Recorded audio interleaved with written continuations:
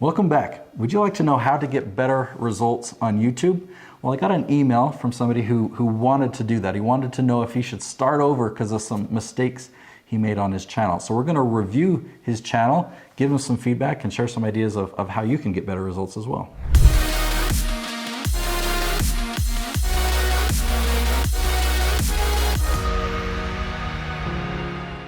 You know, sometimes getting better results on YouTube is just a question of fixing up a couple little things.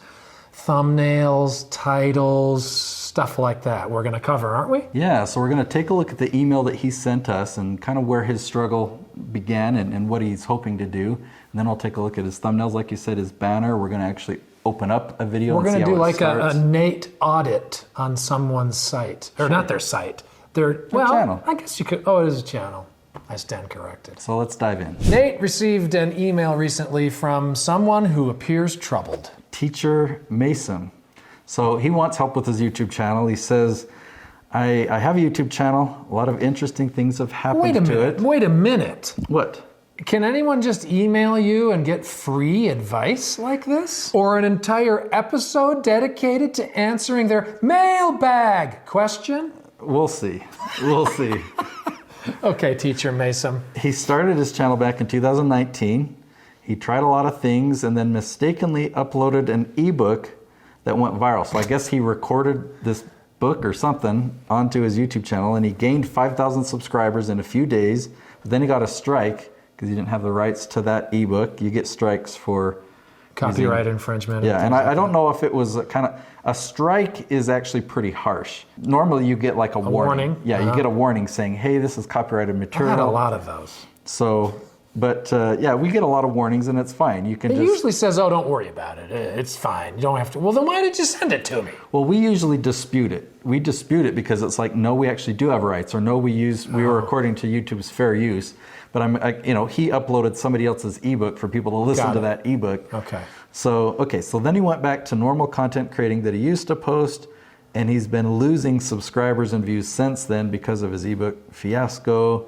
I tried different content, wasn't expecting that. Seems I've just started my YouTube channel from scratch, but I'm struggling. I don't know what to do. Should I just close my channel, start a new one, or keep creating new content? Please help. Okay, so let's go take a look at his channel.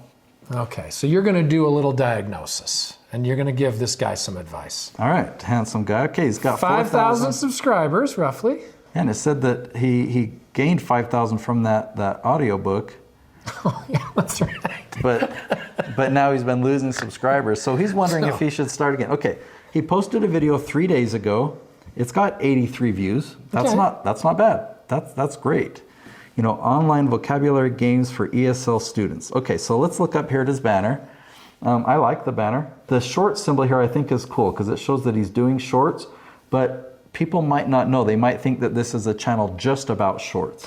Now, when you say, oh, that's the YouTube official shorts, or it's just his own? Yeah, you see he's using that logo on some of his thumbnails. I see. To the ones that are those are shorts. 18 seconds, so, 14 seconds. I don't know. Maybe you put some text like that and just test it, I guess, but put some text up here saying this symbol will appear on my shorts or something like that. Okay. I think that's what you're trying to do. And he has it listed in the bullets, YouTube Shorts. Mm-hmm. So this is great. You know, every week, two videos about, that's good. A lot of people don't describe what they're going to get if they do subscribe to the channel. So he analyzes English, learning vocabularies and idioms, interpreting parts of speech. So looking at his thumbnails, they are kind of all over the place. I notice he's got, you know, lots of colors there. This one, like, notice how small the text is on a lot of those things. I don't know if we're supposed to be able to read that, but I just realized that I can't read any of those things. And then daily routines is sideways. It is harder to read, but it's interesting. But it is colorful and bright and eye-catching. I mean, certainly some of them are more eye-catching than others. Well, and, you know, it's got 290 views, if that's the type of views you want to get on your channel. It's J-Lo. Okay. So they're commenting on her English, I guess. But overall, just based on his initial question, like, should I start my channel over or should I start a new channel? I'd say no. I mean, he's off to a great start. The biggest thing that I see, and you know what I'm going to say. Do you know what I'm going to say? What is he missing? No, I don't. Okay, the leaf strategy. Because this is I don't know how you can find that out so quickly without, maybe some of those are leafy. Well, how to say colors in English. Like the biggest reason, most questions start with the words how to. Yeah. I don't know if there's a percentage, 90%, I don't know. There's a lot of how-to questions, and I just see that, you know, mind mapping techniques for students, it's only 5 words long. Learn English with Messi. I don't know if people are really searching for that. So if he's really wanting to position himself as the authority, he needs to find the questions that people are asking. Yes. That he's the best person to answer. That makes sense. But doing reviews, like getting people like J-Lo or Keanu Reeves or Ryan Gosling, I had to look up his name. You know, that's going to help get that viral traction, but he doesn't have... Stop. You had to look up Ryan Gosling? I recognized his face. I don't know his name. Okay. He's an actor, right? Aren't you an actor?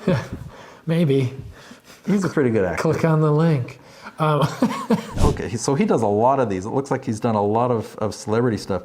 So the challenge when you have a channel in the beginning stages is you're trying to create viral type content, but you don't have any momentum yet. You don't have any reason for YouTube to suggest your content over all the other millions of videos uploaded each day. So you've got to build momentum, and you got your first start of momentum with that ebook, and it didn't work. So a lot of those subscribers are leaving, but I would say keep plugging forward. My recommendation is to start with that leaf strategy, which if you don't know what that strategy is, watch my video up there all about my leaf strategy. But in summary, you're finding the questions that your target audience is asking, and that's the title of your video. So now you know that the right people are going to find your video. You post that video to YouTube and you don't need anything to promote it.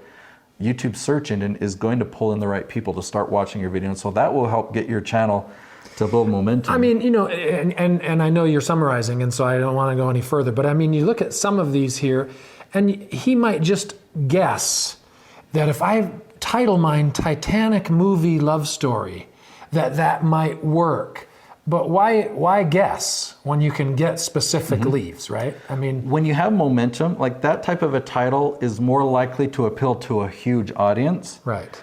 But you're not at that stage yet. Yeah. You're not at that stage yet. So once you have momentum on your channel, then you can try and experiment. And when people know who you are, and then you make a video that's about the Titanic movie, people are like, oh, they're more likely to watch that because it does create curiosity. It is an interesting idea versus the how-to topics. The how-to topics are important. Obviously, I preach them, and you should do that strategy exclusively for the first year at least.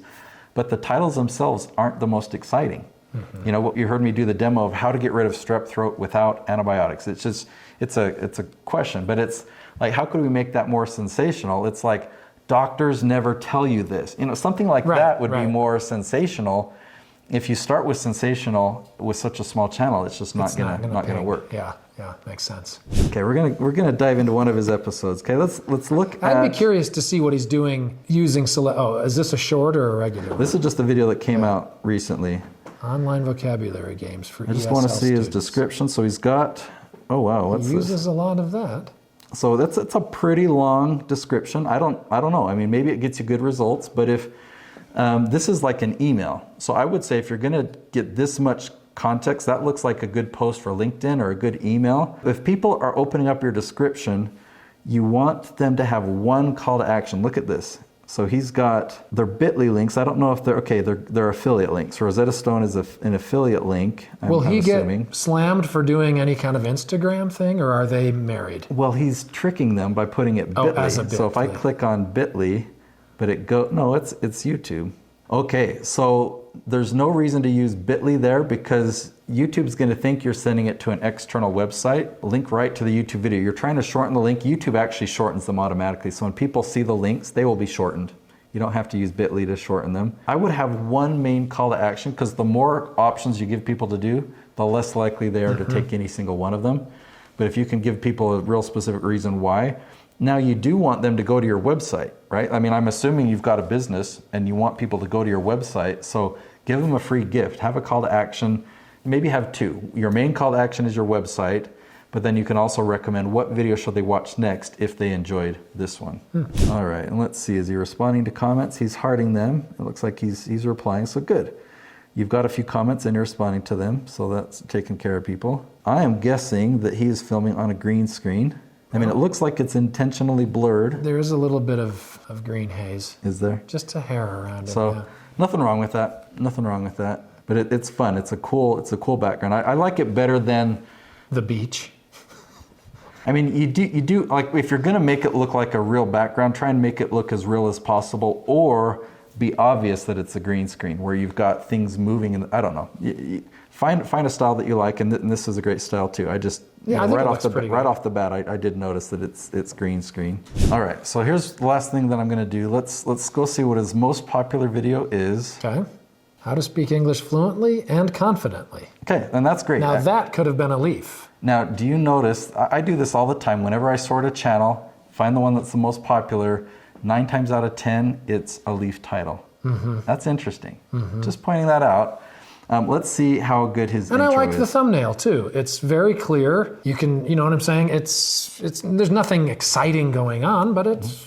Well, and I will say he repeated the same words in the thumbnail that's already in the title. So on the thumbnail text, you can be a little bit more sensational. You can add a little bit more creativity to the thumbnail text, like the one next to it, you know, real or fake or crazy. Well, that's the same text. But I mean, if we brainstorm, what could we put in there?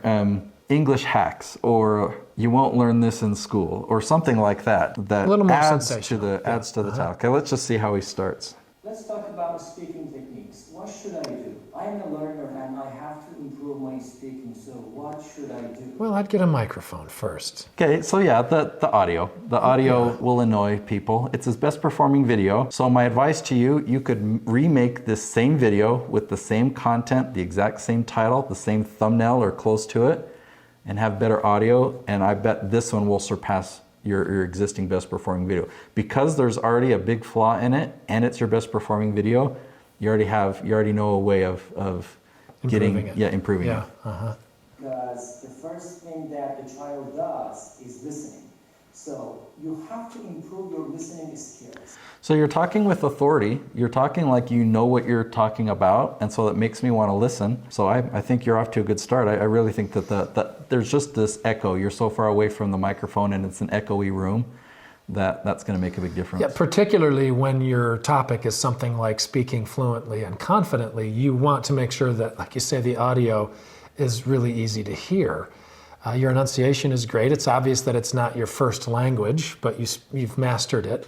I might move the notes away from... We've got notes too. Yeah. We'll just move them out of the shot. Yeah. Hopefully they weren't there. Just throw us under the bus or something. No, they weren't.